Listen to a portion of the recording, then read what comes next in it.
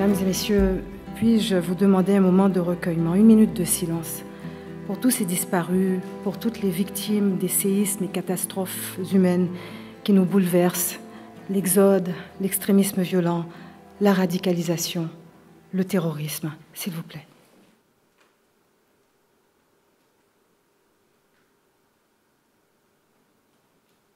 Je vous remercie.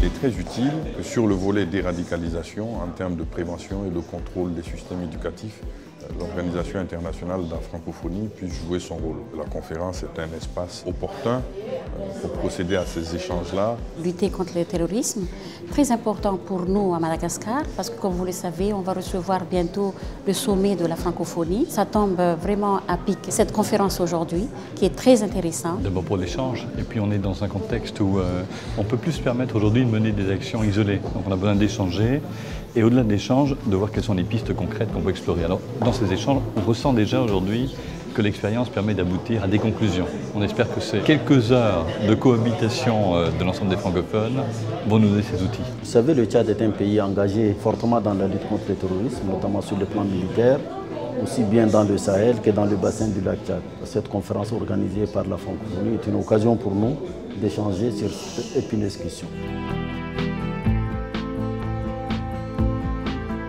Nous sommes ensemble contre le terrorisme parce que la langue française, en raison des valeurs universelles qu'elle porte, est une cible et tous ceux qui sont dans cette communauté de valeurs sont aussi une cible et par conséquent nous avons à réagir ensemble, à être unis, déterminés autour de ces valeurs universelles que nous avons en commun. Je suis heureuse de voir qu'aujourd'hui, alors que nous discutons de toutes ces questions et qu'il y a cet échange extraordinaire et au plus haut niveau avec à la fois des décideurs, ministres, des experts, des spécialistes, que les jeunes sont aussi là, que les jeunes sont aussi présents et que leur voix compte. Je rejoins le mouvement Libre Ensemble parce que je pense très sincèrement que notre humanité commune est plus importante que toutes les différences qui nous divisent peut-être. Et aussi parce que je crois qu'avec un peu d'intelligence, on peut vivre ensemble malgré nos différences. Libre Ensemble, c'est aussi une campagne pour apprendre à rêver et à rêver en grand. Et voilà, c'est ce que je leur souhaite.